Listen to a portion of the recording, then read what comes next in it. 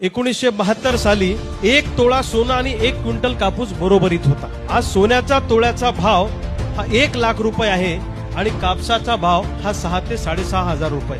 लक्षात घ्या, सगळ्या गोष्टींचे भाव वाढले, नोकरदारांचे पगार वाढले, अधिकाऱ्यांचे पगार वाढले, लाली वाढली, लिपस्टिक वाढली, तेल वाढलं, पावडर वाढली, सगळ्या गोष्टींचे भाव वाढले, परंतु आमच्या शेतीमालाचे भाव दिवसेंदिवस कमी होत गेले। नोकरदारांसाठी 7वा वेतन आयोग आला, पण आमच्यासाठी कृषी मूल्य आयोग हा कृषी मंत्र्याच्या आजचं पाऊलच राहिला, तो दुसरा कधी झाला नाही। लक्षात ठेवा, 1972च्या तुलनेमध्ये जर आमच्या शेतीमालाचे भाव वाढले असते, आज कापसाच्या क्विंटलचा भाव 1 लाख रुपये असता, इथं तुम्हाला चर्चा घडून आणावी लागली नसती। लक्षात ठेवा, मी सोयाबीनच्या प्रश्नावर आणि कापसाच्या प्रश्नावर सातत्याने अभ्यास करतो आणि या प्रश्नावर माझं लाईफ मी डेडिकेट केलेलं आहे। 1 क्विंटल सोयाबीनचा उत्पादन खर्च हा 7 ते 7.5 हजार रुपये आहे आणि प्रत्यक्ष मिळणारा भाव आम्ही सोयाबीन विकली 3.5 हजारानं। आज जरी 4 हजार भाव असला तरी विकतानाचा भाव मात्र 3.5 हजार होता। म्हणजे लावायचे 7-7.5 हजार आणि आणताना आणायचे 3.5 हजार।